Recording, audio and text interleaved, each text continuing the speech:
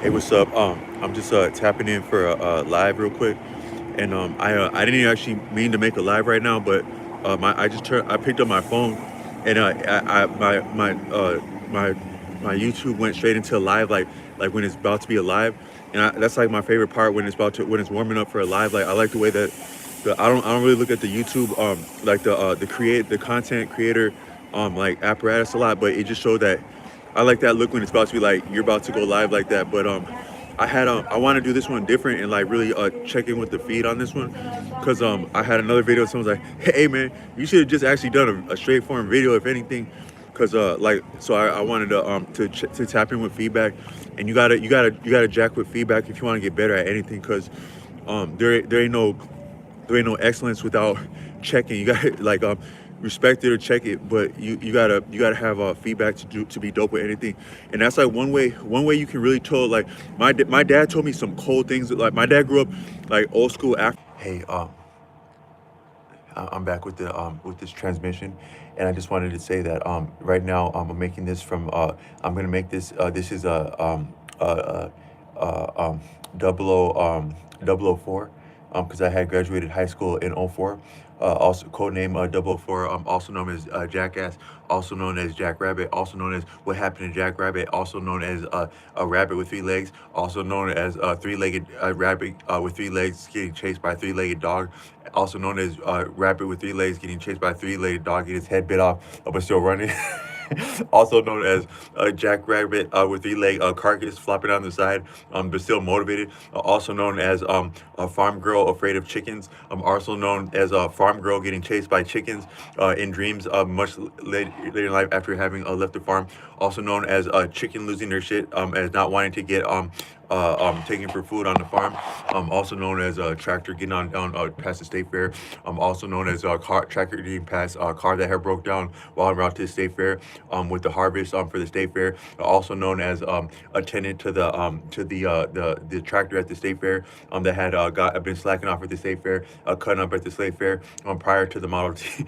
No, but I'm just tapping in with the live stream, and I avail myself of a library, and this live rather than to be so agreed. So what can you think of as more pretentious and egregious than making a live stream at a live stream with one viewer from a library and being egregious like that? Or what do you know flyer than a personal privacy pod at a library to make a live stream in the vein of a secret agent ducking from the dangers of the cold weather momentarily to tap in with a double O four, also known as a rabbit with three legs, also known as a rabbit with three legs driving tractor while live streaming prior to the iteration. But I just want to check in with some live stream, and this time I want to actually engage the do a proper live stream and engage the feedback and tap in with people people hear what people got to say. And I've been having some things on the channel. Like if you watched any if you were to watch the last five or so live streams that I've done, and then you look at what's proliferated in the news, even as it has to do with Minnesota, even random topics, there's something of a core like coincidence of like what I would just say out my mouth and what's happening, and that's not because I'm that profound, but it's because we're all that connected. And you could reason like if really life happens like in a straight, if life unfolds in a straight line, or if that too destiny unfolds in a straight line, because all the things we do are part of destiny, is we're part of one another's destiny. So things are really deep like that. Even the things that we would think to say, that we get to say, and that we'd have to be heard. But I was saying I was doing a live stream just now, and I was saying I was thinking about my dad today, and my dad, he like what so like one way. I was thinking like one way you would know somebody. Someone said hi. What's up, Melissa? Ooh, we got a lady now. We got a lady in the Melissa now. What's up, Melissa? So I was thinking about like how would you know? Okay, so how would you know somebody is really from somewhere, or what lifestyle someone's really from, right? So like if you one way, I don't know if someone rock with me with this, but if you go somewhere like you go way down south or way up north or way out east, the person that's really from there, they don't sound like they're from there because they sound more kind of like, imagine like a news anchor, right? So you go to like Louisiana, right? And like, like you can't sound like you're from Louisiana if you ain't from there. But if you listen to, I got a new subscriber. Ooh, I got, you know what I'm saying? I got me a little subscriber thing, you know what I'm saying? Early in the morning, you know what I'm saying? You just got me a new subscriber, you know what I'm saying? Little Melissa thing, subscribing and stuff, like just stuff like that, just stuff like that. But you would know, but thanks for subscribing. I rock with you, you rock with me. There's this old Project Pat song. It's like, I only fuck with those who only fuck with me. That's you. There's so many cold Project Pat lines. And while we're at it, I was at, I'm not gonna, I might have been at Detox, like, oh, man, your boys at Detox and shit like that. Me new friends at Detox. You tap in and you get it. So this is what I did. I went all the way to Cali this summer. I got injured on a motorcycle. I'm put up at the hospital. I mean, all the bad chicks in the hospital like that. All the bad chicks, they want to be nurses. The smarter of which, the prettier of which, they get to be nurses. You mean right there at the hospital. Then you can go somewhere else. You tap in, you can land, you're responsible. You go straight on down to the detox. Detox, make some new friends at the detox and shit. So I'm in there at the detox and shit, meet some new friends and shit. And we're going over our best lives and shit. And wondering if some of your old rappers and famous is still actually alive and shit. But we were just like quoting some real ass lyrics that people that know off the top of the dome. And he was like singing that old, it's like a Tupac. I don't remember this Tupac song when he was with us, but it came out with that Tupac documentary. He's like, I'd rather be a dead than a broke. Like that's a cold line right there. But there's some cold Project Pat lines. Some like he was like Project Pat was like I got to get mine. How he said it? He's like damn, hold up, I'm trying to think of it. He was like my bad, hold up. If I may. So try to get some money, like those acting funny. You stay about the cheese, man, mother flip the honey. So don't you be a dummy. I try to keep it business to keep food in my tummy. They get the green. That's Project Power to get it green. He's like, see, Robin was a crime, man. I got to get mine, man. Why you in my biz and you know when we ain't cool, man? Fuck listen to you, man. He's like, push me to the edge so it really ain't my fault, man. See, I gotta die, man. Don't you even try, man. So there's some cold Project Pat lines like that, like just classic lines like that. So someone said, I'll sub too. Oh, we in the little sub party. Ooh, I should have brought a Subway sandwich, had a little old sub party like that. But I was saying, I don't understand the chat. I'm making this from a library, but it's kind of fly to be inside of a privacy booth, so I can run my mouth like that, gain some new subscribers like that in the library like that, while I'm getting the free charge electricity off of the library like that, and it hadn't been a problem like that. You know, I could even get an education like this because here's this fly, right? You want to get an education somewhere, go to that school website, look up the classes. Sometimes they show you the curriculum from the classes. There go the book right there. Go to the library and procure the same book in the same damn class like that.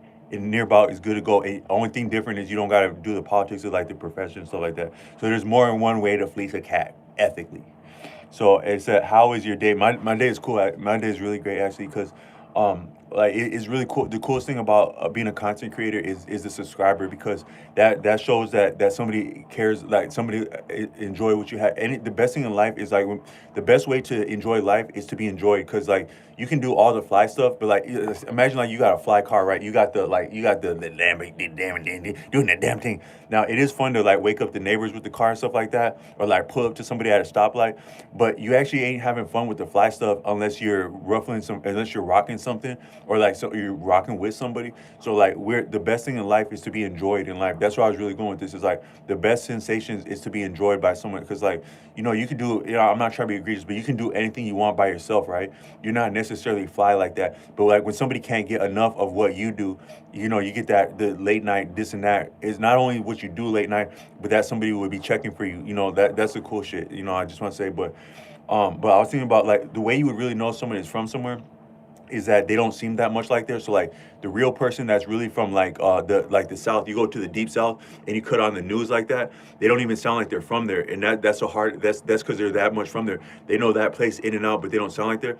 But the way you would know somebody that's like really from the struggle is that somebody that's from the struggle, they like classy shit like that. Cause like my dad, they had reservations in Africa, and my dad's from the reservation. But my dad likes that night. He likes that night shit. They like that good American. Like we're that might be why I was born American, cause my dad like that good American. But like where my dad's from, like just cause they got it rough, that don't mean they don't like nice stuff. If anything, they might mean they like it nicer like that. Like if you think of that old Snoop Dogg video, like where it's like that old like hardcore Snoop Dogg that taught everyone's ass how to throw a house party, right? I wasn't more than like first grade when Snoop Dogg first started popping, but I knew what house parties were about. But like Gin and Juice, right? You know what's up when you watch Gin and Juice. They don't take too much context to know about the lifestyle of Gin and Juice, right? He's doing dangerous shit. shit. They got the dangerous people in and out. They got the bad chicks in and out there. They got all that shit good to go at the house party right there. As mom and daddy don't know about it right there and shit right there, because we're grown and shit, but we're not quite grown and shit like as Snoop Dogg had it, right? But then, hey man, y'all gotta get your ass out by the morning too. It was cool and shit, right? Old boy just got, somebody might have got some subscribers at the party, shit, right? But we also gonna need you back and shit because mom and dad. But it's like them couches in there. They had like the plastic on the couches in the gin and juice video like that. Because just because they're from the hood, don't mean they're not classy like that. If anything, they might be more classy like that. Just because people are oppressed or downtrodden or taking it, just because people got the worst end of the stick, that don't mean that's what they're about like that. So I'm just saying that sometimes the exception proves the rule. So if you see someone that didn't have class, that might have been somebody that came from class, but they're just fucking up that whole time. And now here they go on hard times and they're just fucking up because they hadn't had class then and they ain't got it now.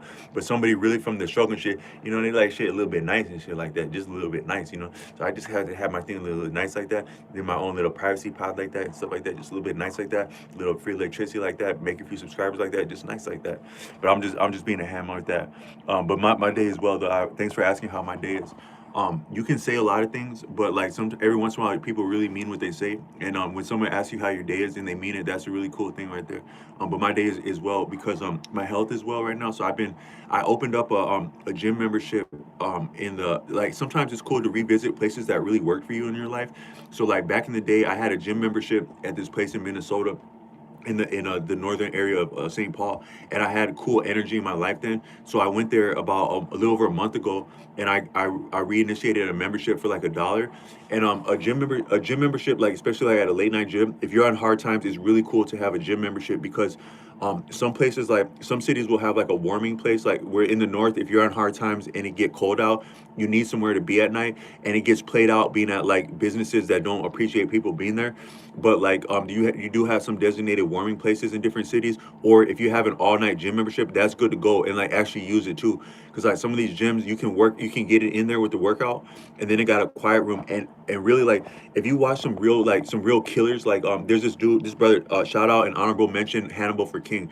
I recommend anyone watch one video of Hannibal for King, that's on YouTube. He does his calisthenic workout where he's working out with his mere body weight on like playgrounds and stuff like that. But you can do it without a playground. You can have a better workout with your own body and the floor, damn near dancing, damn near skipping, whatever you got to do to get it in, but also be creative and spontaneous like that. And that brother Hannibal for King, he showed that. And like if you look at them old videos, like they'll be like, so how much do you work out? He's like, yeah, I like to get up at about. He's like, I didn't always work out, but I had a brother, he got me into it. He brought me to the park, and so I like to get in. I get in early, then I'll come back a couple of days. A couple times, so I'll probably work out about 2 or 3 times a day.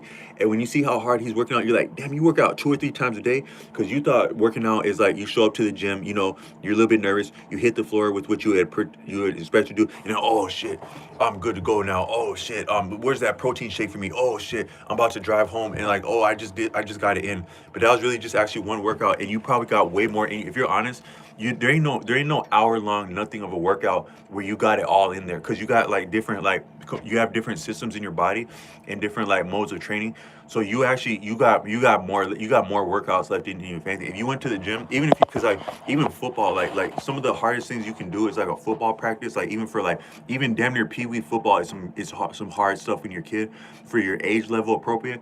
But if you put a grown person up to the equivalent for them, football practice ain't no pushover. But then that too, high school. I don't know nothing about high school football practice.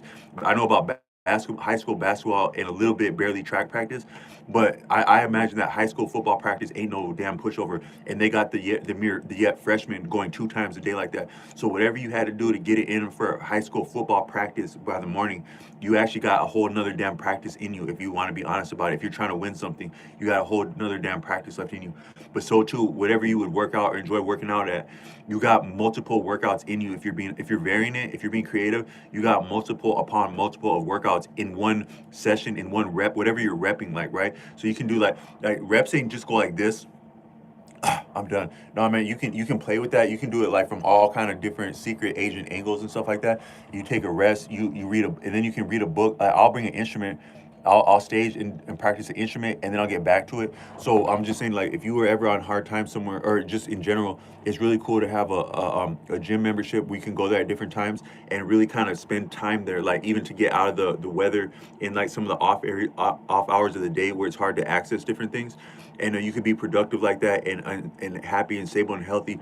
But I bet that's how I've been hit. If you can appreciate how I'm talking, that's how I've been hitting the gym a lot. And then also when I'm in places like where I don't have access, I've been exercising a lot. So it's really, exercising is really good because exercising is kind of like an acquired taste. Like you can actually, like some people would say, like they like enjoy the suck and stuff like that. Like you really like the challenging stuff, but it really actually is an acquired taste, and you can grow to like it. Like one example of that is like runners. So like you'll see runners, and like it's like they kind of look crazy at a certain point because they've actually found a love for running like that. And they're like, I don't care what the weather is. It's just the damn thing of it is that if you're having that much fun, it's that the weather's not that much of a problem and stuff. But it's not only with running. Like you can, there's even dancing, calisthenics, anything, whatever you think of is the meanest part about working out, the part that scares you about working out. Likely, it's uncomfortable and it's new to you. But anything that's uncomfortable can exactly become comfortable. But that don't mean to stop there. So I'm just saying is that the sweet spot is actually in what's uncomfortable until it becomes yet again sweet, and then it's kind of like wine or something where like the first time you sip wine, it's like kind of, it's kind of nasty, but damn, like it's kind of good though at the same time. Like it's, and then like even like sometimes when wine is like kind of flat, it's like kind of stale and flat like that. That's actually the good wine like that. They would say like chalky, like a chalky tasting wine, and you find your particular wine that work for you. But like part of the sensation of wine is actually the disagreeableness of it because you have like consonance, assonance, and dissonance. That's what makes harmony. Consonance, assonance, and dissonance. I think consonance is agreement, dissonance is disagreement, and assonance is the pleasure combination, if I'm not mistaken. And most things and even people in ourselves are like that. We all have those ranges, but so too like exercising. And then if you find that within exercising, the part of it that feels really good is damn near. One word I don't use. This is the. So there's some words I don't use, and I don't think it's good being in the vocabulary, but and it's dangerous to use them. But I'll just say, just for the sake of this video, I'll use this word out my mouth. I'll just say my favorite rapper is Eazy-E. Like as far as inspirational and like doing like being inspired by something and living your passion and changing the world with it for better or worse. I like the man Eric Wright, Eazy-E. But otherwise, there's certain words like that I don't use that word. But anything working out, it can be damn near that, or it can be damn near painful, or it can be enjoyable, the combination of that. But all I'm saying is that it's really like exercising and fitness. It's like an acquired taste, but it's really a dope thing. Like some of the acquired tastes are the best thing. Another one like that is guitar. So guitar, it's intimidating when you first pick it up, and it's it's like daunting, and it's humbling to pick up a guitar, but it's also an acquired taste. And that's like you see some of them blues players, and like it's almost like they got a fetish about it. Like they're like, I bet you if you were like a real like, then you might know what it's like to sing. If something da da da, then you might know what it's like to sing the blues.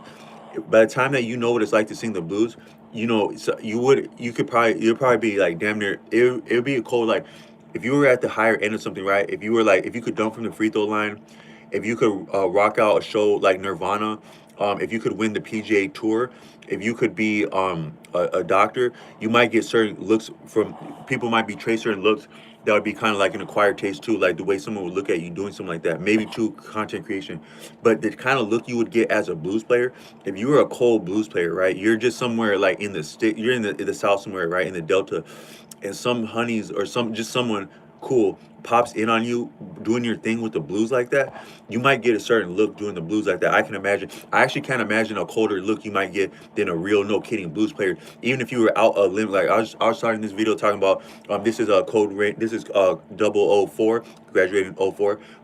Code name Jack Rabbit. Code name Jackass. Code name three-footed Jackass Rabbit. Without the lucky foot, getting chased by a three-legged dog.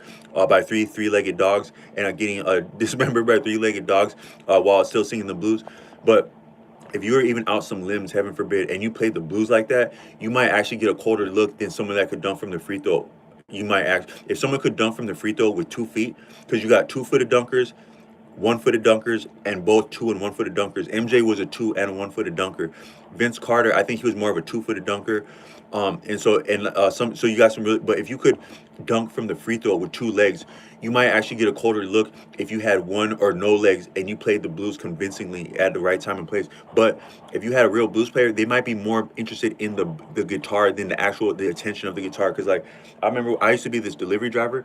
I'll do delivery drivers like in some of the hoods of the Twin Cities like that, and like the wee off unrighteous hours of the night, really unrighteous hours of the night. It's unrighteous to order at that hour because you put somebody out there in them weather in them streets at that hour, but it's also unrighteous to go do that delivery because you got people that love you and you got your own future in your hands like that, being out there like that. But me and this brother, we'd be doing them deliveries, and we were two. I had a couple partners like that, and we'd be like a tandem pair like that. But me and this brother, we'd be on St. Paul doing them deliveries like that. But I remember one time, me and him, like, I would be a stickler for just by the rules, because at that time I was just like a stickler for like just doing things properly. So this order came up on the screen, and like we are trying to figure out who's gonna take it, but it was technically in the most technical sense, it was his turn, but he was trying to let me get it. But I was like, no, but it said it was your turn, so you take that because it said it was your turn. He's like, no, man, you get it. It's all good. You can get it, man. I'm like, no, it said this and that. It came in like this and that. You take that one. So he's like, hey, man, I got back, and he gave me it was like he gave me a cold one, and it also had a $5 bill on it. But I'm more interested in the $5 bill if anything. But at that time, I was banking at that time. I could afford a cold one at that time for how I was working, but I was time poor. So I was making income, but I was time poor. So at that time in my life, I barely damn near I didn't actually have enough time to hit a liquor store during working hours, because during regular daytime hours, I'd be asleep after getting killed the night before. Then I got to go to work at the end of the day. At the end of the business day, that's when I'm starting work. I work all through the night. So back then, I damn near didn't even have time I could afford a cold one, but I didn't have time to afford a cold one at that time of my life. So if I would have came home with like, just a little cold one like that, that would have been good to go. I could have enjoyed that, because all I would do is like, back then my mom would have like a full home cooked meal. Thank God bless her, good on her for that. She would be working harder than me at that time, but she'd have a home cooked meal in the fridge, good to go like that when I got home. So I'd have that home cooked meal, some peanut butter M&Ms, and I just sit there and lick my wounds. I didn't even listen to music. I just sit there and lick my wounds and then go to sleep. But it would have been nice to have a cold one. But he's like, hey, man, but I'm not really concerned about the cold one, man. I'm just trying, how am I going to get this five out here? He was more turned on by the five spot, because back then, that was like 10 years ago, a $5 tip, a five spot, that was good to go. That was real rock and roll, actually. A $5 a fiver, good to go, rock and roll. We're doing all this shit, man. We don't know what life's about. We don't know where we're going. We don't know how long we're gonna do this thing. We're grown and shit, but we're also kind of like having a job that teenagers could do. Man, we don't know what shit is about, man.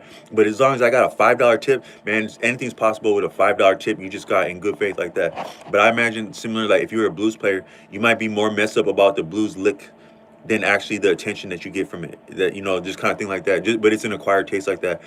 So I don't know if anybody can appreciate a five spot, a man, woman, child. Anybody can appreciate a $5 bill, but it's not an acquired taste at first. But you live enough of life and you appreciate a $5 bill even more. So it's still kind of acquired taste. But the doper things are acquired taste, like fitness, blues. All the cool shit is acquired taste. And then even being a content creator like this, like it's cool to do it. It's really fun to be creative and to land new ideas as a skill set, and like thinking of new ideas and communicating them in real time. That's a skill set, but it's still too acquired. And sometimes like with things that are acquired, it's not like some shit is just like some shit like is like if you go like most of the shit that's bad for you, it's instant gratification. It's like boom right there, you got it. Like you go to the hey, come check out this store, we got the newest baconator cheesy fries just for you, and that shit is simply delicious as soon as you eat it, right?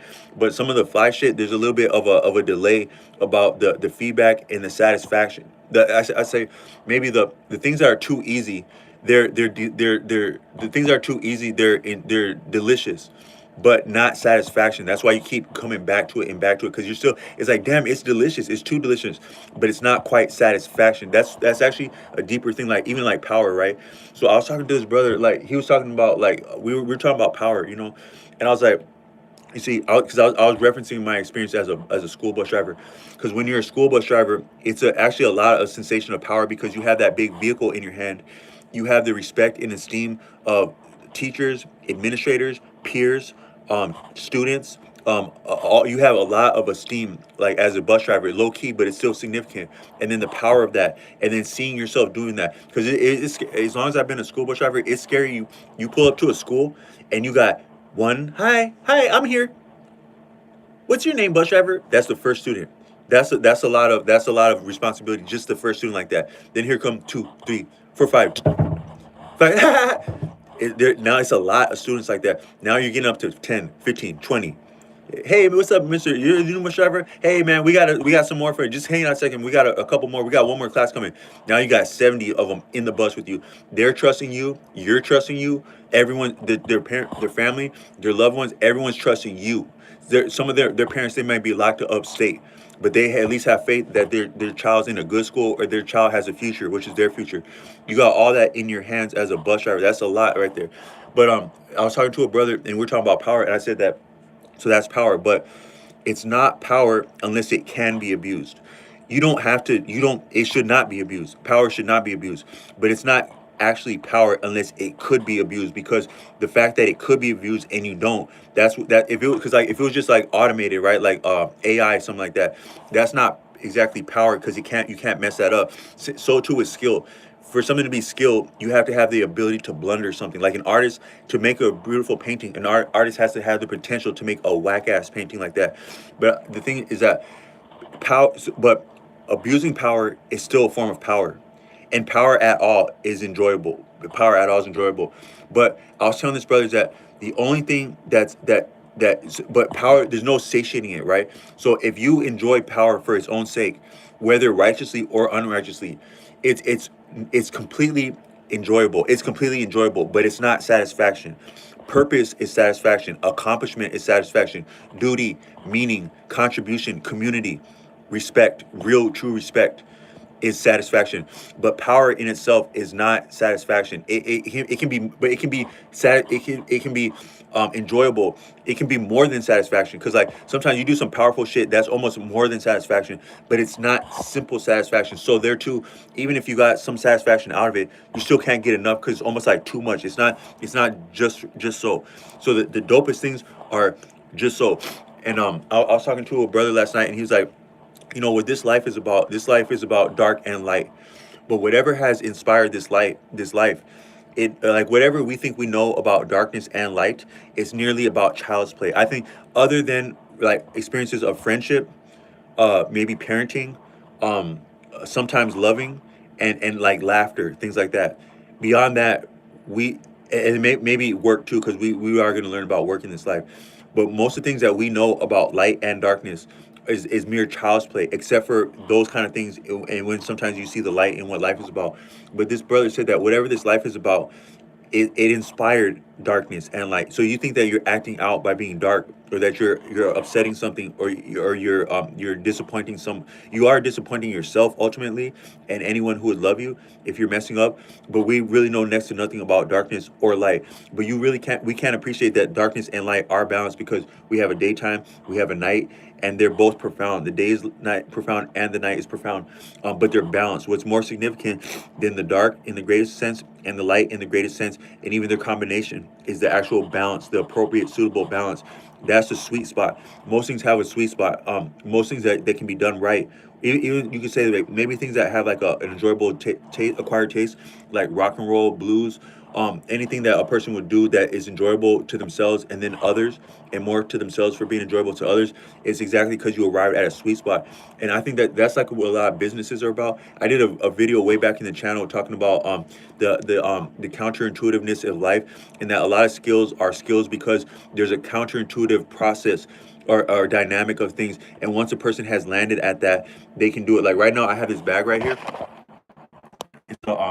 It's a bag that my mother gave me. Whatever they did to draw the picture on there and paint that and print that, I bet you that if you just try to do that straight forward, I'm gonna make a bag and then I'm gonna put ink on it and I'm gonna do a picture of it. If you went at it straight up like that, you probably couldn't figure it out. There's probably something about it that's not as it seemed, or it works like in a backwards motion, or like a non-linear motion, and that's like the skill of it, and that's like a proprietary trade secret. So in capitalism, people, or not even capitalism, prior to capitalism, probably too, in basic human bartering, trading, and bartering is like probably the oldest economic system and part of all economic systems, just basically straight up bartering. but to have something to barter or barter with, you probably would have had to land at something a unique skill at one point, and it's exactly because things are like counterintuitive. But I was just telling the brother that power begets more power. The sensation of power begets the desire for yet more power, and that's what's limiting about power. Because you notice, like, you see really powerful people, right? You have people running for president, commander in chief, or they buy a social media platform, which is influence and which is politics, which is de facto president near about.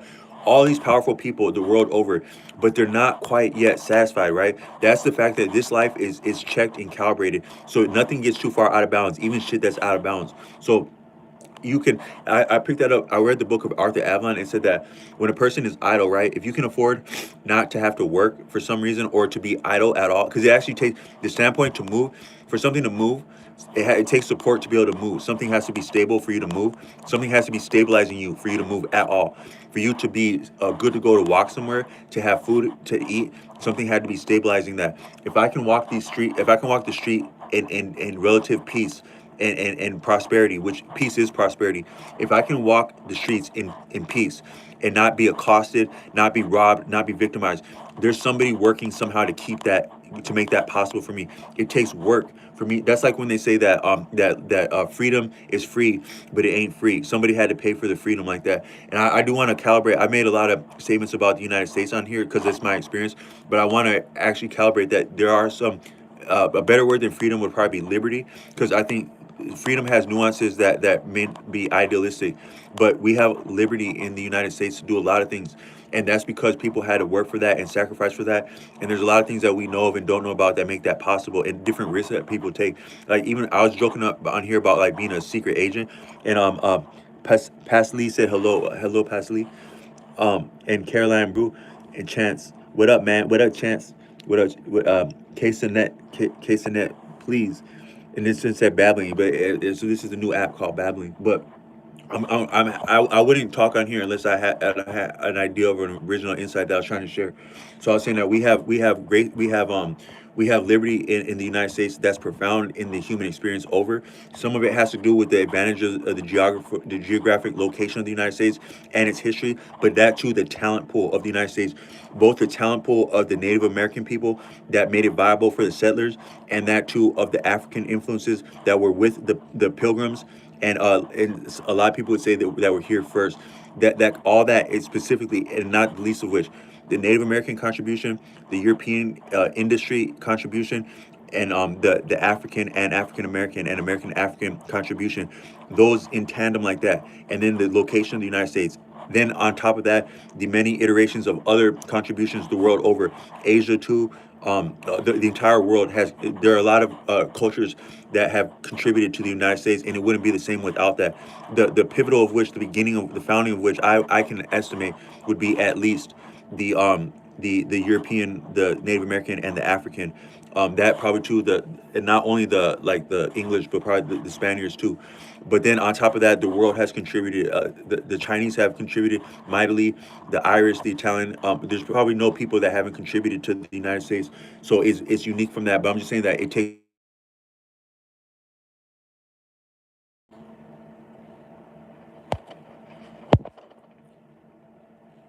All right, we're back. My bad. I had Darren tap in. What's So I want to shout out this brother. I'm not trying to blast nobody, but this brother Darren came on here and didn't have a handle, and I want to say shout out to that. I listened to this brother named what's his name, my bad, Marquette, something Marquette, and he would say Marquette. He has a channel on here, and he's like more, he does, I think Marquette is his real name, and he's not like real furtive and secretive like with the handle and stuff like that.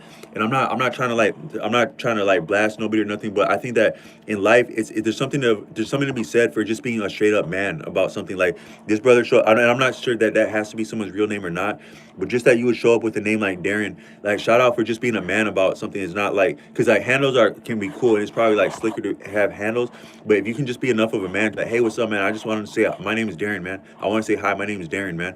He's not like, hey, my My name's Darren. No, man, my name's Darren, man. Like back in the day, like you live by your name and your rep. You can't hide for shit. In this life, you even before the internet, we can't hide for shit, man. So it's just better to be straight up with people about who you are and what you're about. So I wanted to say, he said respect with that, respect too with that. That's grown man stuff right there. And I think we got like you can look at a lot of stuff on YouTube and stuff like that. We're if you were to reduce all the content on YouTube, like the stuff that people are interested in, what it really comes down to is let's be men again. Let's be a man again. Let's be a woman again. And let's also understand that there have always been people and are still people that are their unique iteration of what it is to be a man or a woman or different than that and change with that and grow with that and enjoy oneself like that. Let's respect that and be cool about that, but really live up to that. That's just the dopest thing right there. But I was talking about like Arthur Adlon, he said that for someone to be idle, right? When someone is idle, they're nearly omniscient and omnipotent. You're semi-omniscient and omnipotent when you're idle. It's like if you imagine, like I'm in a library, right? If there were some construction workers and they were breaking their back to like fix things, like they're breaking their back, but you can tell they're like under some stress, like doing that. And I'm just da da da da da. I'm just minding my own business. I'm just making a live stream. I'm just doing the cool thing. Oh, I might be eating something. That's interesting. You guys seem to be working really hard. And then I might even say some egregious stuff, like try to act like I know what the struggle is about, right? That's gonna be like damn near backbreaking. It's like, oh man, we gotta work for this dude. But it's the thing is that you appear omniscient and semi omniscient and omnipotent, that you just have the standpoint to not have to be under obligation or duty or rigor, and there's something to be said for that. But that too, people who are afforded that, people who are afforded leisure, right? A real person of leisure is a form of class. I used to work. I was a delivery driver for a long time, right? But I couldn't afford not to be at that time. I would work so many hours, so hard. I'm flying up and down the road in the car. I'm getting tip money. I'm working, like I'm banking at that time, right? But then you see somebody they're just enjoying themselves. They're just for lack of a better word, not to be derogatory. The brother someone just lollygagging like that, right? When you're working hard, that actually look good, man. That look like that good life, man. That's that good life where you can walk and you ain't gotta answer to this damn boss. Because we're banking, but the bosses are egregious like that, man. Some of the customers too, the coworkers too, the hot ass kitchen too, even the money that we don't get to spend and shit, and it just reminds you how you can't spend it. Oh damn! Now they got e-bikes, man. There they go on a date, right? I got this stupid ass car that costs all this money. They're right there on an e-bike. He got a baddie on the back of the e-bike like that, right? I ain't even got a baddie with me in the car, even as I'm banking. He got a baddie on the e-bike like that, and they don't even got to maintain that e-bike like that. They just do some cool ass shit, and they step off the e-bike like that, and they do some more cool ass shit, and they mess up about the e-bike and shit, right? But some people who have just straight up leisure, they're also oppressed by their own opinions. That's what Arthur Avalon said. A man who can afford leisure, he can afford to think. He's a thinking man. That's probably some of the aesthetic of being an intellectual is also the class and statures that you can afford to entertain thoughts like that. That's part of what even like erudition and learning and like great thinkers. Part of the sensation of a great thinker like that is that you have the time to be a great thinker, and time is still money, baby. But people like that, they're still oppressed by their own opinions, their opinions needing to be right, their investment. You're oppressed. You're more so like you're limited by what you invest in, because you have, it takes energy to be invested in something. It takes bandwidth. So if you're invested in your own opinions, you're limited by your own opinions, and that's the last thing that'll check someone that has time to be leisure, which is probably one of the greatest forms of wealth. Your time is money. But that too, power is similar with that. If you really got that much of power, you'll notice that people that got a lot of power, they want more of it, baby. Because like you got our president, commander in chief, head honcho, H businessman in chief. Then you got like the biggest social media personality, the wealthiest person in the. Now the wealthy is good to go. Actually, you don't see people with just straight up wealth. Like real people, wealthy people, they do want more of it, but they're not tripping as bad as people that are more so like on a power trip. But anybody that has like a lot of really great people, they want more and more of it, and that's because as power goes, the only power it's simply is incredible. Power is right, but it's not enough. To quote the album Tool, Stinkfist, not enough. I need more. Not even satisfied. I don't want it. I just need it to feel to me that you're alive. That's Tool right there. But that's like with power, you need more of it, baby, because it's not quite enough. But the only thing that would be satisfaction is like duty, honor, valor, success, esteem, cooperation, and love. But you get that by employing power appropriately. So it's not love unless you're. I think that true love. I think that I've thought that True love is to regard the best interest of another person with your heart. But the regard part, that's actually a choice. You had to do different choices in life to live up enough to have the vintage to see the value in other people, and the value of other people in themselves, the uniqueness of a person's personality. Like when this brother right here, this brother Darren said respect, for that brother Darren to say respect. Now, one, not to take shots at nobody, but just teachable. Someone would come in here and they appreciate what I'm saying as babbling. And they call it out. Shout out to you for expressing yourself in a public venue, because that yet takes courage too. And that's the beginning of greatness too. Just to say, to be honest, this shit had been babbled, man. But that's also to that person's estimation, what they can see in me based on their experience. Another brother here, a grown man, a man grown enough to say, to rock with his name or a name, says respect. He would have to have come through life and season and vintage to see value in what I'm saying enough to respect what I'm saying, or respect me for saying that. And so it's the lens of that. But if you regard something I think that true love is to regard the best interest of another person with your heart. The regard part, it takes seasoning, and you would have to make choices to come to the lessons that would give you that lens. Then too, you'd have to continue to make choices to live up to that, to honor that, because a lot of stuff is flyer. There is stuff that's probably funnier than what I'm doing right here. That's flyer, that could make a person more money, that to do anything, but just to get someone enough of a traction, of a runway to be themselves for their own value like that. That's like what I meant by regarding, and it's a choice. So too is that love is not, it's not just a given, or it wouldn't be love. You have to choose love. You have to actually make a choice for love, and that makes it real. It's activated, I think, by the choice of it. It is love, but you're choosing. So like sometimes, like you have people that are in a relationship, right? Like you get into a new town, it's cold and shit. It's the middle of the night and shit. But here go a couple, they're about to hop into a stage car. It's warm and stuff, right? Now they know each other. They got history. Some of their history, it might be like they might got some stuff they've been through together.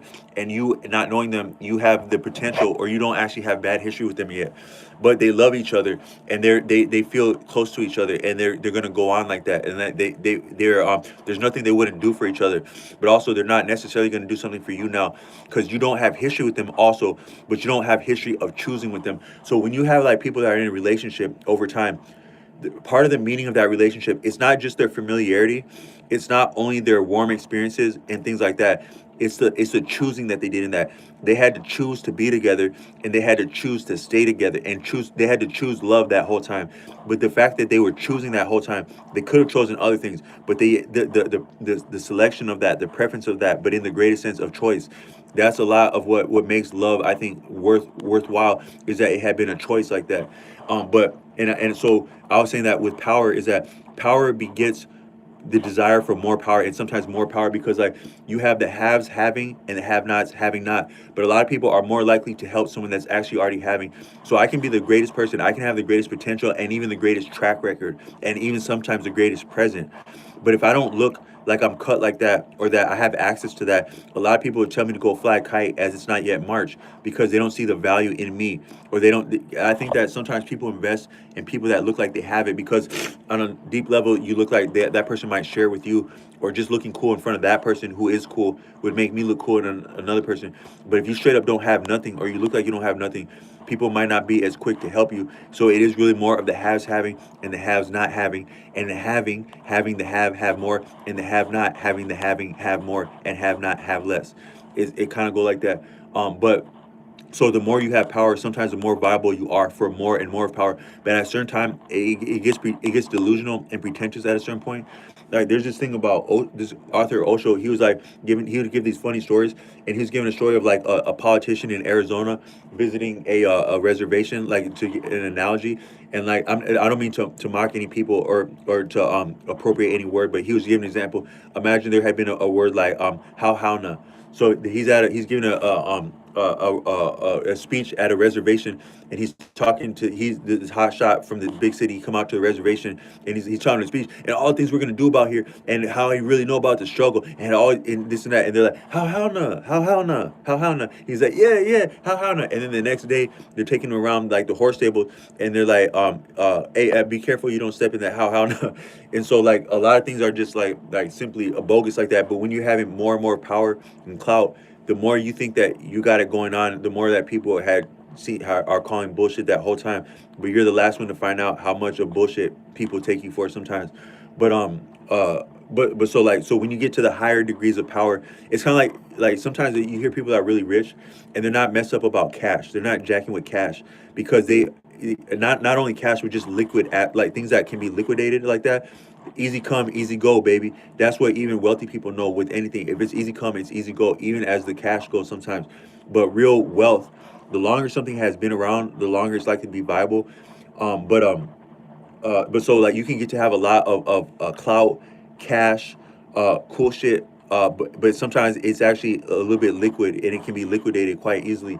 But the real things they take season and vintage and experience and like it's the finer things. But so power it can kind of be like that where you can't get enough of it. But even as you start to get more of it, it starts to become more arbitrary. It kind of become your thing like that. Because power probably the greatest form of power is cooperation actually, because you can have all the bank, you can have all the money, right? But if you go up to a restaurant with all the money, unless you got gold like that, whatever you got for money is actually just kind of like represent. So we have representative politics. We have politicians that represent us, and also the money, the cash, is representative currency. So it's representing something, but you're actually just kind of going there like a beggar. So you're this fly person. You're whipping out your platinum card or your cash, your wad. But in that moment, what you're giving them, it's technically kind of worthless unless they go redeem it somewhere else. But in that moment, you're actually being a beggar. So according to Arthur Avalon, all of the three worlds themselves, heaven, earth, and hell, are yet beggars before the mother of this world. We are all yet beggars in this life. Try as you may, succeed as you may, fail as you may, we're all yet beggars. So it pays dividends to be graceful and to be mindful of where you are and to be thankful at all times in all worlds actually, to because we are yet mere beggars because we can't produce anything of ourselves or that is viable in itself. And even if we could, we're not. I don't think it's very difficult to enjoy oneself for the sake of oneself. Like in India, there's some distinctions between a sage. You have an original thinker, right? So you can bump into someone like sometimes you go on the bus and you hear people talking and they say some original thing that you never had thought about, something like that. That's a Mooney. Then you have like if they're profound and enlightened, if they're profound with it, then they're like a sage. Or you have like but a sage is content unto themselves. Then a yogi might be like any range of that, and then a bodhisattva is like somebody who has attained to enlightenment, but they come back and humble themselves to any stage of development to assist other people because all things are tempered, even enlightenment. Ecstasy itself is bitter. I think that ecstasy is bittersweet. I haven't done ecstasy before, but I imagine that ecstasy is kind of bittersweet. Like even like sexy shit is bittersweet. Sexiness is pleasant and dark. Sex is like love and darkness together. That's kind of like what sex is, but I imagine ecstasy is too. But even enlightenment is like that because if you came to the cusp of enlightenment, that's a deeper thing. Like if you watch the movie Crouching Tiger, Hidden Dragon, at the beginning of that film, he's explaining that he came to the precipice of enlightenment while meditating in Wudan, where he was trained. He was trained. He came from Wudan, the mountain Wudan, under the his teacher his great master Southern Crane, who had already been assassinated prior to the storyline beginning, but he had recently returned from Mount Wudan, meditating, having succeeded at. He actually had a successful life as a warrior. He had, you live by the sword, you die by the sword. But he had yet survived the sword to that point, and he had also attained to nearly enlightenment, which is probably the best that anyone of a martial profession can aspire to live long enough to taste enlightenment and have your word mean something as you enter enlightenment. And also the track record you would have had to do like that. But he was actually daunted at the point of enlightenment, and there was a dark he in that film. There's a darkness that came. The only time that you see him bat an eye is when he was explaining what it was like to almost go into enlightenment, the Dao, in that film, and he had been brought back by because he had unfinished business in love, and so that's actually a love story. The Crouching Tiger, Hidden Dragon is a deep love story, and the he was talking to like a governor, and he was telling him how the governor knows the whole thing what's going on like that, the who was housing his sword, and he said that sometimes the greatest warriors they can be cowards in love, because all things are tempered and balanced. So at the point of enlightenment, there's a darkness in it, in that you might still want to actually be human, or you might want to share it. You would want to share that. So the only thing dark enough then to actually taste enlightenment is to not get to enter enlightenment with someone you love, or someone you love is still back there. It had been that woman. I think her name might be Michelle something. The his counterpart in there, the fellow martial artist, the female martial artist. had brought him back. But even if you go to enlightenment, you might miss the people you love, or you're humble because the people you love can't know how great this is, and that's humbling too. So that's why sometimes I think that I don't know if anyone, especially like I'm speaking as an African American, first I understand myself as a first generation American African because my ethnicity and my ancestors are European American of recent like the last couple hundred years of European American and first generation African. My father migrated here, so I understand myself as a first generation American African. But sometimes I wonder, had there, and where I'm from, the Twin Cities had been a terminal point of the Underground Railroad, according to Judge Joe Brown. And I sense that as a child is that there's a great vintage and seasoning in the Twin Cities, Minnesota, of African American culture, especially not least of which North Minneapolis and the Rondo neighborhood, which was severed by gentrification, Highway 94, I think in the 70s or 60s, and it became both Selby side and Frogtown now. The Frogtown being the northern reach, the northern lane, and Selby being the southern lane of Rondo. But those were historic, and you still have some great churches there. The Pilgrim Baptist in Rondo on the Frogtown side, and then I went to the Living Word, which has started in North Minneapolis, but it migrated to the Marshall Bridge in St. Paul by the time I was in high school, and then it went to Fairview, which is like Midway area, formerly near Frogtown, and I think they're back in Minneapolis now. But you can have that history there. But I still actually wonder if there has been so much as one emancipated American African to this day. And the only reason I say that is because we've had affluent, successful, brilliant.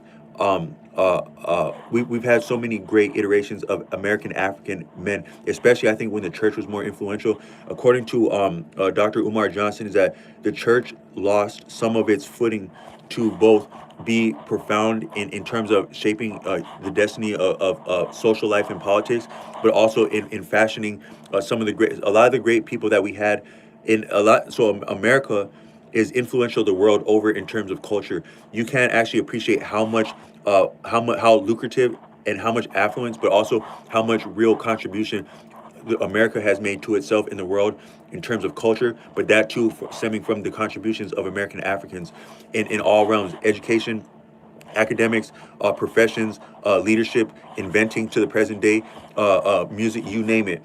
The American African experience has contributed to that. However, it's appreciated that it did so maybe more in the past because of the African American church meant. Because the church, it wasn't just a church, but it wasn't less than anything than a church. But it was actually the meeting grounds of the community, and the church gave us some of our best people. Like a lot of people I think are benefited by like a lot of the freedom, even if a person is not hasn't dated outside of their race, or how a person would think about that, our liberty to entertain any lifestyle, any social class that we're viable from. I think it's more freed up since the civil rights movement. Is that it's good to go whatever you can. A woman can work as hard as a man, if not harder.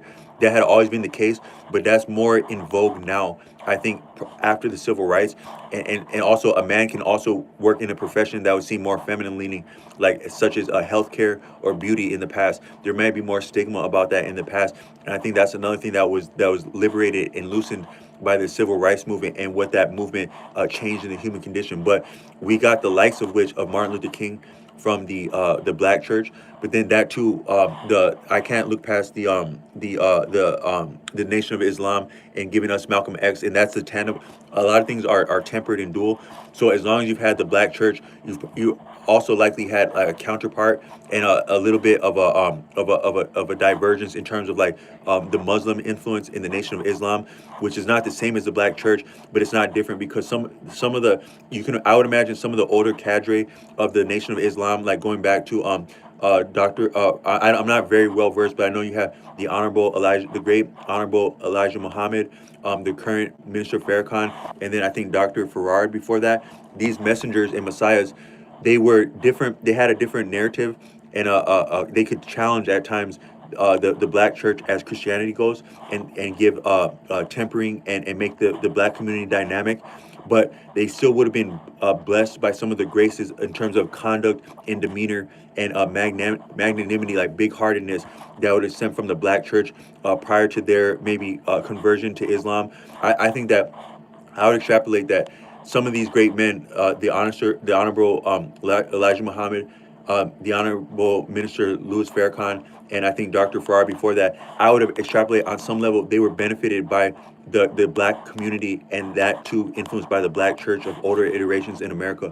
But as music go, it's the same with music too. There have been different YouTube videos that proliferated to say that sometimes we don't have some of the same convincing. Like think about this, right? I bet most people watching this, even I've known young people, right? I've supported young people in my life and as my in my profession, and sometimes these very young people, like mere high school students, like when I was engaging them, they would miss the '90s, not having experienced the '90s. They would say, "Mom, I wish I was alive during the '90s because they had the greatest." Even people that didn't experience the '90s, they can appreciate how great the '90s were in terms of music, right? Think about if you know what's up, think about SWV, think about Invoke, think about your great music of the '90s, right? Those great music of the '90s, they may have been some of the last iterations of singers and artists influenced by artists who came up around the black church prior to the subsidies of 501c3 nonprofit contributions to the black church. According to Dr. Umar Johnson in the late '90s, I think it was under the Bush administration. I'm not sure which Bush it was. I might have been the first Bush or maybe the second because they were both actually president in the '90s or just out of the '90s. You had the I think W no I think H Bush I think was in the early '90s, and then maybe late '80s, early '90s. I think so. You had I think if I'm not mistaken, the H Bush was from '88 to '92 if I'm not mistaken because I know Clinton was '92 and '96, and then I think you have W Bush in 2000 and 2004. But if it wasn't W Bush in 2000, I think it might have been H Bush in '92 began to give uh, uh, the churches began to classify as nonprofit because it's interesting. It would be interesting if someone actually did research about when and how did the church used to fund itself based on alms, that is tithing, and when and how did it begin to infuse government subsidies in the form of nonprofit contributions. As I understand, layman having experienced the church itself, me in the late '90s, but still been influenced then by people who would have grown up in the older iterations and then coming across YouTube, a lot of things like they kind of migrate. So as we got, they say statistically, church membership and church going, especially by males, it fell off exactly at the beginning of the 2000s. That's actually when I became a man and was spending time there. But I could appreciate different ambivalences and things that weren't working for me as a young man in the church by then, and it might have actually been impacted by that because I was always loved and embraced by the real saints, the people who had reformed themselves or they had converted before they had made mistakes in their life, and a lot of like the ministers, the deacons, the alms bearer, no, I mean the pallbearers. I was in the parking lot ministry. All the people at all the ranges of the church, they had love for me and they blessed me in different ways. But sometimes the top brass, they would look at me a certain way when I became zealous for faith in Scripture. And I think that there's just deeper base. I could sense there was deeper baseball that I didn't understand. But I think part of it might have to do with the deeper politics that are not known to the surface or even to the general public, and also how that would break down about money. But you could say that a lot of people, they say that music hadn't been the same since the '90s. A lot of people would say that. I don't know how people feel about that. We've had more technology. The technology improved since the '90s. I was messing with Pro Tools in high school, in audio class in high school. But the Pro Tools, all the DAWs, all that stuff is way better, is way stronger than it was in the '90s. But some of the, I don't think that the talent is less now, but the support of the talent, the inspiration of talent, the activation of talent isn't the same as it was. And I think that that corresponds with dynamics in the black church, if you want to be honest about it.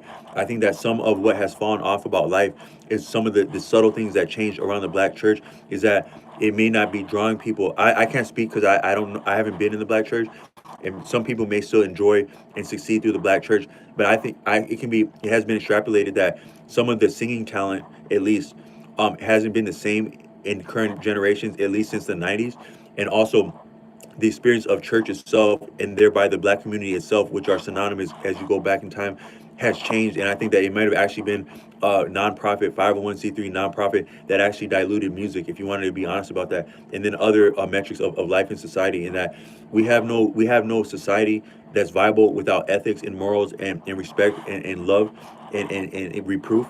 And a lot of that, I think that the black church really held down and shaped America and its destiny going back, and then the world too, as the world is impacted by America.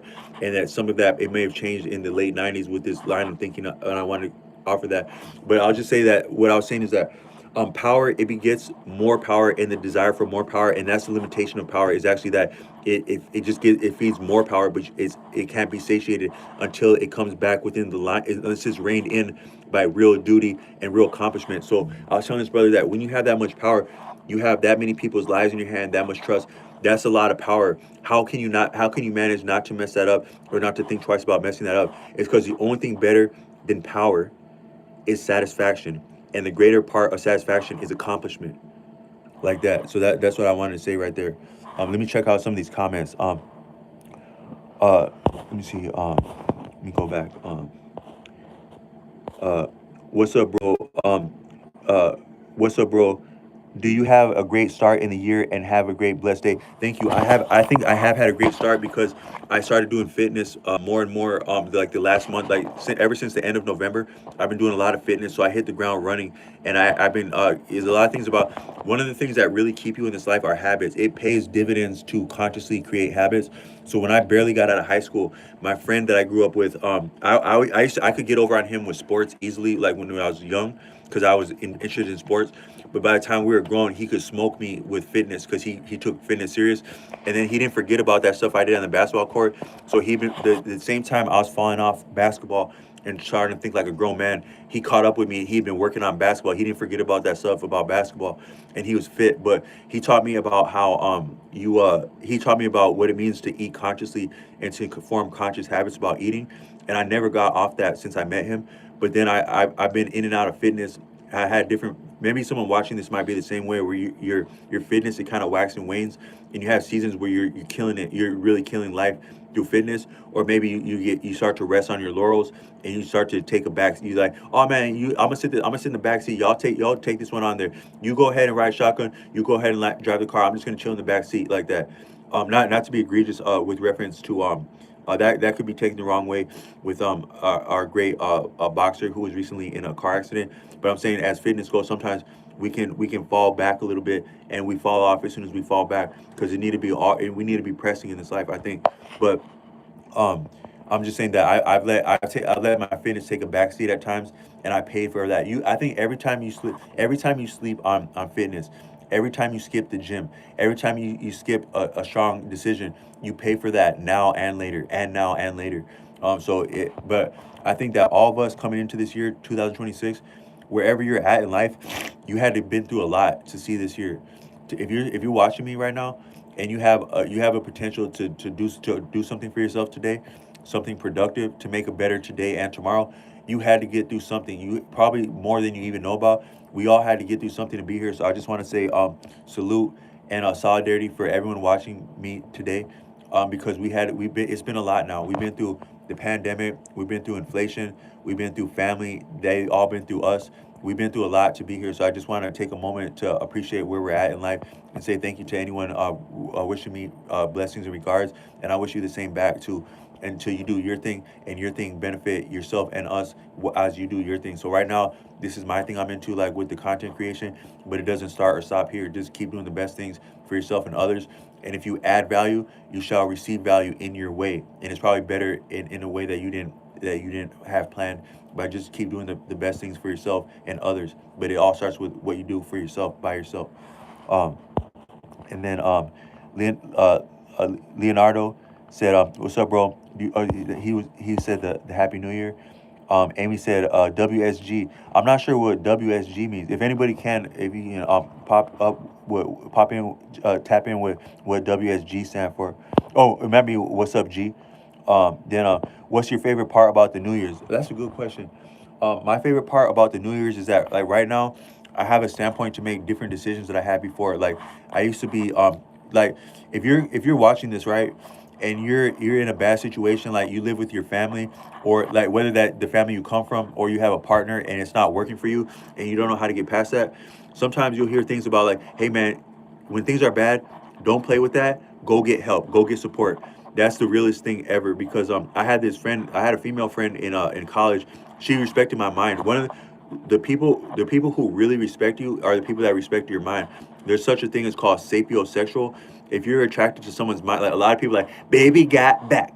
But a lot of people, if you're actually attracted to someone's mind, that's one of the deeper forms of attraction because that's really who you are. Your fitness can come and go, your appearance can come and go, but your mind is a lot of who you are. Your voice too. If someone really likes your voice and or your mind, that's one of the best looks you can get. That's called sapiosexual. But uh um but I had a friend in college that respected my mind, and she put me up on some opportunities. Like she was on this panel that I applied to be a RA in high school, or I mean college, or resident advisor. And I won that opportunity, and it was based on like a panel review of a series of interview and like exercises to see how you are around people. And one of this woman that was pulling for me, and I had some meaningful discussions with her in life. I could sense that she respected my mind, but she said that she grew up around military. Like her father was like was deep off in the military, like I think the Navy. And she said she's seen all that like commando stuff like growing up. But the thing that always impressed her about the greatest bravery was that someone that would ask for help. She thought that it doesn't get any more braver than to simply ask for help. And for me, for a long time, I did a lot of things for myself, but I never actually sought help with my circumstance because money doesn't solve all things. Even a bad situation, money itself doesn't solve a bad situation in itself, because you can still be compromised by the footing and the standing of your family, or wherever you're coming from. I had CDL jobs, 1099 combined with CDL, good to go like that, but it wasn't all the way good to go because I wasn't happy where I lived at. And so sometimes like going to get help, like going to a shelter, or finding out about resources, it's not as bad as it would seem. You can actually have more of liberty sometimes, and more of health, and more of fun, and more of friends, and more of cool things by actually seeking help. And so a shelter doesn't have to be. There's stigma. I think there's stigma about shelters. I've been into shelters in the past, and I've served them like doing deliveries. But you would think of things as one way, but sometimes things aren't always that bad. But sometimes things are actually that bad. Like if you're in a bad situation. But I'm just saying that there's support and resources out here if you take the first step. So for me, it had been to get help and to start at the bottom, because I had built the Leaning Tower Pizza. You could say that I banked with different things. I banked with delivery. I banked with CDL. I banked with 1099 delivery. But that was nothing more than Tower Pizza like that. Because if it ain't good to go at the foundation, it about to tip over. I swear, it about to tip over like that. So it ain't as bad as it seemed to get help with resources. And then even too, like if you didn't get into this training venue, this school, this that, you still actually got a library. You can look up any book you want, and you can check it out at that library, or you can get interlibrary loans and get it from somewhere else. You can look up any school curriculum, and you can near about replicate a lot of that curriculum with probably a combination of YouTube. So you don't got the professors, go to YouTube. You don't got the curriculum, go to YouTube. You ain't got the book, go to their website and or another book shopping venue and replicate those titles at the library like that. Good to go like that, very good like that. And then also you got access to internet at the library. If you kept your internet, to be honest, none of us are getting past using the internet. We like that stuff, right? But if you use the internet as you can afford to at a library, like an hour a day at a library, that might actually be a benefit to limit your use by only accessing what you can afford, like a library or stuff like that. So there's a lot of different things out here, but just be humble enough to try something you ain't tried and ask for help if you need it. So I know I damn sure need help with family because I've been through it with family before. But not against them, not to judge them, but it's the worst thing ever. No matter what is going on, cool or not, it's the worst thing when it ain't working out at home. Um, Good day, sir. Respectfully, Nadia, say good day, sir. Thank you. I've met you before, Nadia. Checking out the channel at different times. I want to say thank you for rocking with me, and also for engaging in the feed. And with respect to it, I really appreciate that. It goes a long way. It means the world. Okay, very good share. That's a question about emancipation. Also, what I was saying about emancipation is that I think that as much as we've had successful people and eminent people and outstanding people in the Black community in America, I don't know if we've had one person emancipated, because whoever you can think of I watch things about like some of our great people, like, and they say that, yeah, they succeed, but sometimes their family be sweating them for money. So what I'm saying is that there's this rapper. I used to live by this store in St. Paul called Cheapo. Like it burned down in high school, and all these kids that I went to high school with, they be breaking in to this burnt down store. There's a thing that happened in St. Paul where this famous CD store burnt down, like right when Napster was coming out, but CDs were still a thing back then. They were popping. The store burnt down, but people could get into the burnt down the store, and they could get out the fly ass CDs that were still in there and available. Like people that were actually inclined like that, they did that shit when I was in high school. But none of my friends. I just heard people talking in the lunchroom. But when they got out, but my bad. Where did I say that? Um, um, damn, I forgot why I said that. But what I was saying is that so like people that are successful, they still got people that want to lean on them to borrow money from them and stuff, right? So I'm saying that even if you made it to be all the way successful, you still have people back there that you're worried about or that ain't free. Oh, so I was saying that I used to blow many a paycheck on many a moon at that store. So even after the iPod came out, streaming came out, and social media came out, I would still go to that store cheapo as long as it was there, and I would blow my paycheck like even as late as like 2008, 9, 10, even 10, and a little bit later, I would go to cheapo and blow music there in St. Paul. Or you had a famous record store in Minneapolis called the Electric Fetus, and at that time, like anywhere from 2004 to 2010, I'd blow money at Electric Fetus on CDs. But I'll just get a whole bunch of CDs. Just hey, give me that one, that one, that one, that one, that. Fuck it. I've been working like a dog, and I don't got nothing else. Man, fuck it. Give me all of them right there. But I brought the CD by a gay rapper. I can't remember what his name was. He was a gay rapper, and he was a much of himself to do rap music about him being a gay man and also him being like savvy and kinky and a little bit like devilish and out of pocket as a gay man. To each their own, but also to each themselves. He's being himself like that. But he said, "Hey man, none of us are free until all of us are free." Even as I began this video talking about some of them cold lyrics like by Project Pat about like the Getty Green and stuff like that, and out there them tracks by Project Pat, them real tracks like that, and I had met some people in Detox, and we were flexing like our greatest rap chops of like those lines that we know. I actually the greatest line I know of in hip hop or any music was that gay rapper. He said, "None of us are free until all of us are free." So from that line of thinking, I don't know if there has been one such emancipated American African or anyone, because a lot of us ain't free yet.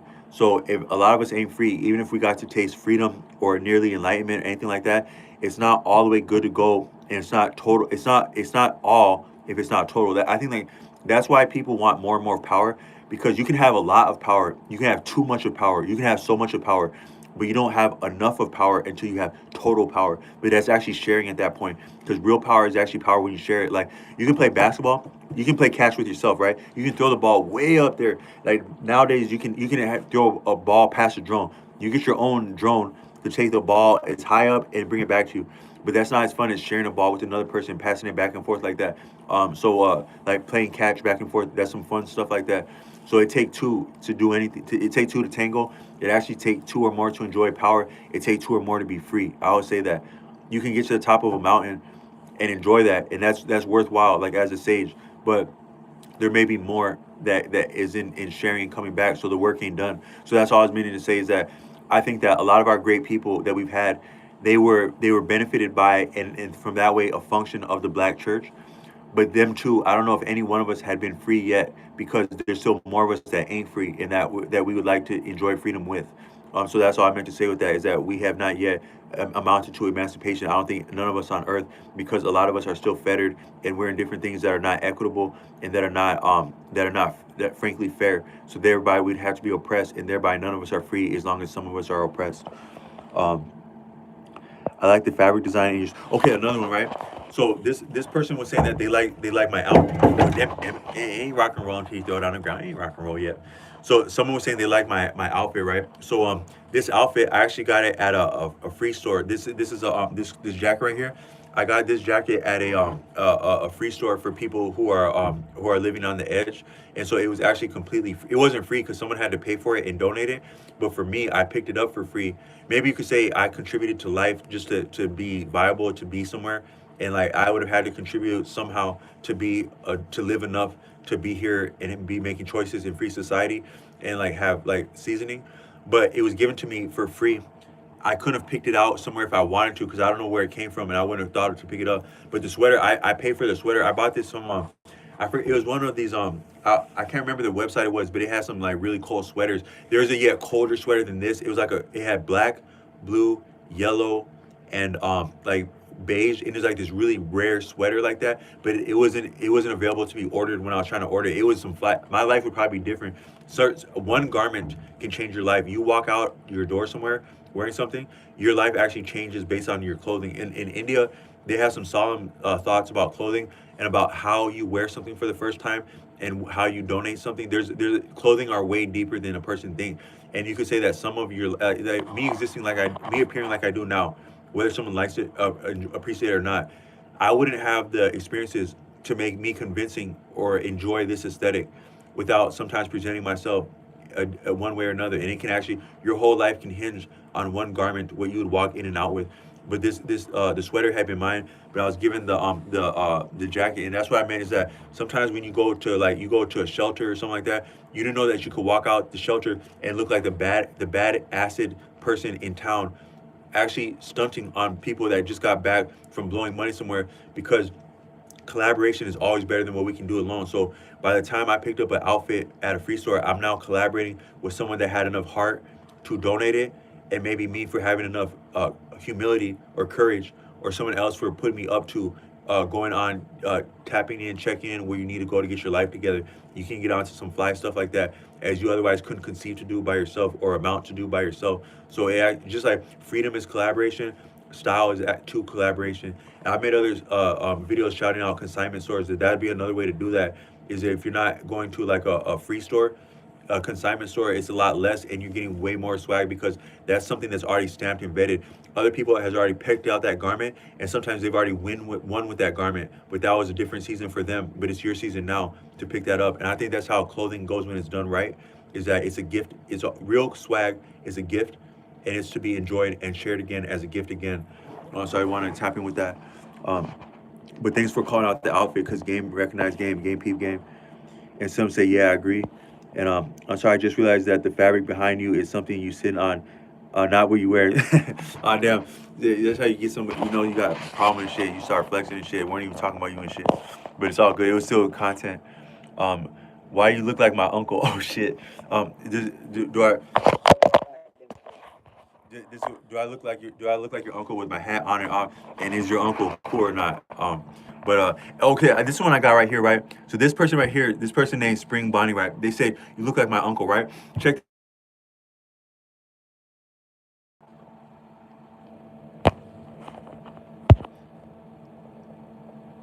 Way back in business, boy. So check this out. I had a thought about uncle, right? I really had a thought about uncles, right? So if you ever been to the north, like, or you just been in somewhere, right? You like imagine like you got someone that like they're a real badass, right? Like I don't know a lot of people that drink coffee like a badass, but I do know people that drink coffee like a badass. So like I think that a lot of people's personality, right? Like if you listen to people smoke, like they're like someone smoking cigarettes, they're like it's fucking cold out here, man. Oh fuck, man. So we were doing the shit, man, and then we were over there. The son of a bitch. So we're in this parking lot right there. The son of a bitch come running outside Walmart like that, just dipping, just booking it like that, man. And then the cop, it was on like a lot of times when people are like trying to act cool. I don't know how to act cool like that, right? But imagine like some people like they're smoking and joking, right? But you had to learn something somewhere, right? You had to be acting like someone somewhere. I think that when people are smoking and joking, they're exactly acting like the one male archetype in their life growing up that they thought actually got laid before. Like I think that people are exactly trying to act like they're a cool uncle. I think that's how people act. Because like sometimes you see people and they're acting it's like, yeah, I know how you're acting right now, but you kind of remind me like you're acting like you're supposed to be acting like that. Like a lot of people like people that be like smoke like not just squares, but just people when people are like themselves as adults. I think they're not necessarily. I don't know a lot of people that try to act just like their dad. I know I don't try to act like my dad. I act like my dad, but I don't try. I don't be trying to act like my dad.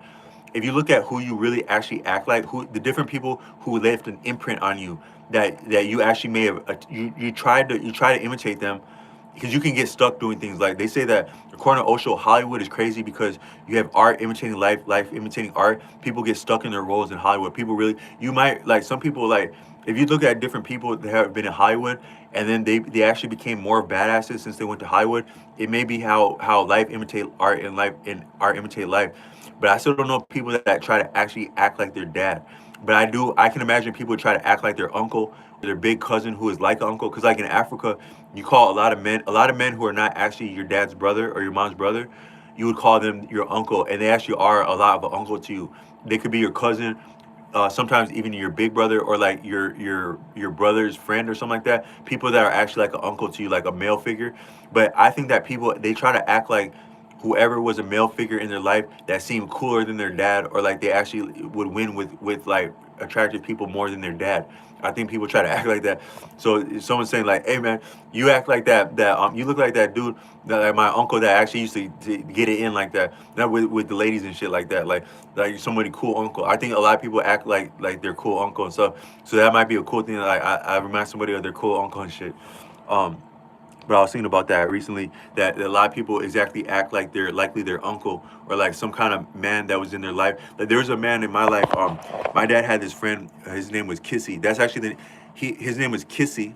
I don't think that was his actual. So there in Kenya, you have like I think you have the Kikuyu people and the Kissy people. Those are people in Kenya.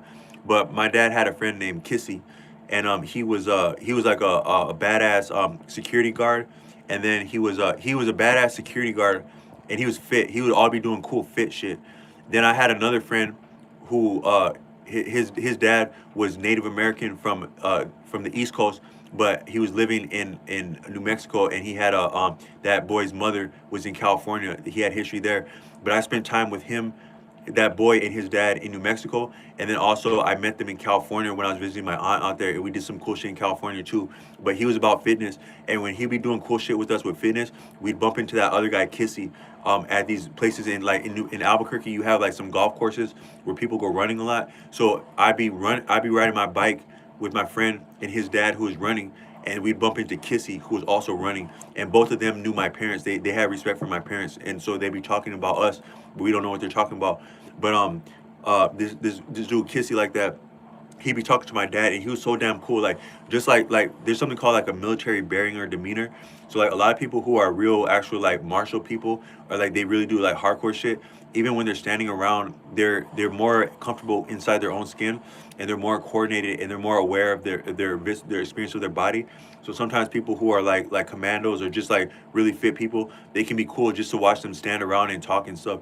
So he'd be like that, but he encouraged my dad to put me up in pee wee football, and that changed my life a lot because it gave me some of my grit. Like your earliest experiences were formative. So I'm not like the most fit person, but sometimes I can do things that are physically would be formidable or daunting to people. Like even now, like I was in the gym. I was talking about that gym. I've been in this gym for the last month, and like word travel fast. So word travel around the gym like that. I might be past that many candles, and I would be doing this stuff in the gym like that, and people would be talking about that, remarking about that. But the reason I get on like that is because those early experiences about getting killed at high altitude in football like that. But that brother Kissy had put me up to that. He was talking to my parents about that, and they did it. But he was a cool dude like that. And I spent time. He had like a girlfriend back then, and he had his girlfriend was like kind of ratchet, not ratchet, but like she was like a real badass, like a bad chick, and she had some kids that were already a little bit older than me growing up. And my dad would visit them, and I got to watch that movie Juice at their house way back. That's where I met Tupac at. Was at Kissy girlfriend house when my dad was partying with them, and I got to watch the movie Juice. And I like the character GQ. When I was a little boy, I like the character I identified with in the what that'd be a good question. What character in the different movies that you had, not nothing egregious, but in the different like Hollywood cinema movies that you got to watch at like at get-togethers as a kid, that weren't necessarily at your level like that, like films like Menace to Society and Juice and stuff like that. As a kid, sometimes you get to watch that stuff. Which character did you identify with in those like those influential movies of the '90s or your generation that were a little bit ahead of your time, but you still it was just some like regular stuff. You got to see a movie that was playing somewhere when you're a kid, right? Like at those famous movies from the '90s, right? Which character did you identify with? For me, it was that character GQ, about like all how dangerous your friends can get. Because a lot of times people will be like, yeah, man, you're hanging out with your friends and stuff, and you're like, man, with your friends, you don't want to get in trouble like with the cops and stuff like that. But you don't recognize that you also can't afford to get in trouble with your friends and shit, because your friends are like the cops that also don't play by the rules and know where you live and shit. That as the movie as the movie Juice went, but that movie was very pivotal, and I think that's actually what movies are for. Movies are like a lesson. So back in the day, we would be having like story time and stuff like that, but now and then I think that became like written books after it used to be oral, then it was written like your novels. They say that this world, it actually changed as a function of literacy, because prior to the printing press, people didn't have access to novels, and people couldn't have as much empathy without reading books. Because one of the things that's so, like, there's recently been discussions about like doing away with literacy because we're more so savvy like with electronics, and the older verbal forms, like big etymologically bigger verbal forms. Like if I were to say the it was very jejune. We had been in a very jejune venue, and we were dialoguing and interfacing over esoteric topics of great vintage, both of late circa the Victorian period, and even modern, even to the 20th century, because you cannot look past some of your great literary proponents and champions of the 20th century and not be egregious. You can't do such a thing. But you know, these recondite matters would be unintelligible if I hadn't looked into some of the contributions of some of your great scholarship of Eastern vintage. Some of the very proponents that would go on to transcend and transmute. And even dispense with some of our mores as some of the strictures and arbitrary mores and knee-jerk responses of the old guard of faith and dogma would have overbearing presence into the even 20th, early 20th century, even as some of the printing press was at its finest, and print would transcend into the radio apparatus of the late 20th century, and what that would do for different iterations of music to be conveyed upon a radio, and give us all the way to the television of the 20th century, and how that would change media even into the later 90s, no less than the 80s, the proliferation of MTV, and then all the way on to social media, not least of which with the what was conceived of Steve Jobs with the iPod. And you can't look past Napster, what that did to the higher degree of iteration of on-demand consumption of media, but especially music. It doesn't get better than the CD until it had been Napster. Napster wasn't as profound as the analog capturing of music went, but even so too, with the digital means, Napster, the proliferation of on-demand anything. He was a really righteous proponent of change, and to dispense with some of the arbitrary notions of paying for things that hadn't been vetted by CD tracks that were simply whack and bogus. And that was headed up by Steve Jobs while he was still with us, to give us the iPod, and as that would turn into the smartphone apparatus, even as the flip phone had been popping back then. But I can use all them big words like that, and nobody care about them words, but you still can't throw away reading, I think, because part of reading is that it puts you into the experience of another person. So like when children are reading books, they're broadening their mind, because the words of the book, hey mom, what does that word mean? Oh, that word right there, that's a confection. So what they said in your book there was confection. That, that means like a treat, like it's like a lollipop, or like even a pastry, something that's very delightful, but it's not very nutritious. It's just to be enjoyed for the sake of it. Very simple, but very delightful like that. It is a confection. Oh, that's what confection means? Oh, okay. So when the child is doing that, based on because you can't learn anything without a reference. So based on what that child already knows about they know what a lollipop is by then. They know what candy is. Now they hear this word confection. If I had been somebody pretentious parent teaching confection, now they just open their mind ever so slightly, and they're more savvy with the language. But that too, they can say, oh, so I know this says candy, but that other person would call it confection. Likely that other person likes candy like I do too, but they're a little bit older than me too, why they know that word confection, and why they would use that word confection instead of candy like I call it. So the child they're seeing through another person's lens based on what they already have a reference of, but that too with the words like that. So they say that part of the transcendence of the Dark Ages. I was reading a book about it was a book about human rights and human decency. I can't remember that name of that book, but it's saying that it's extrapolated that we as human beings, part of us transcending the Dark Ages in the Middle Ages to be more humane and less of the atrocities that have plagued human society, even until recently in Europe, is actually exactly because of the printing press. So we become more decent and humane and enlightened as a function of reading, according to that line of thought, is that we can step outside of our experience and see from another's vantage point. So I wanted to offer that one with that. But this one getting a little bit longer winded, so I'm gonna tap out with that.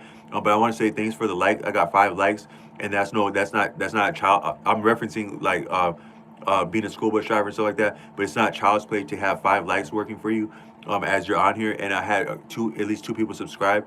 And you gotta work for your subscribers like that. And they sound like some fly people, some fly ladies, and a brother checked in as subscribers. So I want to say shout out to you for subscribing.